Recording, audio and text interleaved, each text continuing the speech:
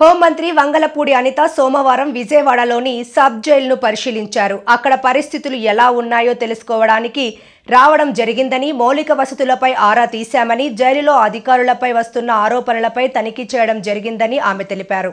ఏమీ చేయలేక అతగాడి తాలూకా తప్పులు బయటపడుతున్నాయి. ఏదైతే అతగాడు ఆ పోర్టుని 6,000 కోట్ల రూపాయలున్న పోర్టుని 594 కోట్ల రూపాయలకి ఎలాగైతే పీకల మీద కత్తి పెట్టి రాయించుకున్నాడో ఆ విషయాలన్నీ ప్రజలకు తెలియజేయడం అయింది. అదే విధంగా ఇందులో వైవి సుబ్బారెడ్డి అల్లుడు కూడా అందులో ఇన్వాల్వ్ అవటం, విజయసాయిరెడ్డి అందులో ఇన్వాల్వ్ అవటం, అంటే వీళ్ళ పరిస్థితులు ఎలా ఉన్నాయంటే 5 సంవత్సరాలు రాష్ట్రాన్ని మొత్తం భ్రష్టు పట్టించేసి, రాష్ట్రాన్ని సర్వనాశనం చేసేసి, రాష్ట్రంలో ఉన్న సంపదనంతటిని దోపిడీ చేసి, ఆఖరికి రాష్ట్ర ప్రజల తాలూకా ఆస్తులు గాని, ప్రభుత్వ సంస్థల తాలూకా ఆస్తులు గాని, ప్రైవేట్ సంస్థల తాలూకా ఆస్తులు గాని అన్ని కొల్లగొట్టి పీకల మీద కత్తిలు పెట్టి వాళ్ళ పేర్ల మీద రాయించుకొని ఈ రోజు అవన్నీ కూడా బయటకు వస్తున్నాయన్న భయంతో చంద్రబాబు నాయుడు గారి మీద మాట్లాడితేనో, లోకేష్ గారి మీద మాట్లాడితేనో టాపిక్ డైవర్ట్ అవుతుంది అనే ఉద్దేశంతో నోటికి వచ్చినట్టు మాట్లాడే పరిస్థితి. నేనేమంటానంటే ఒకళ్ళ గురించి మాట్లాడేటప్పుడు 2 రకాలుగా ఆలోచించుకోవాలి. అవతల వ్యక్తి స్థాయి, అవతల వ్యక్తి వయసు, అట్ ద సేమ్ టైం మన స్థాయి, మన వయసు రెండు కూడా ఆలోచన చేసుకోవాలి ఒక రాజకీయ నాయకుడు మాట్లాడేటప్పుడు. అటువంటిది అతని స్థాయి, అతని వయసుని మర్చిపోయి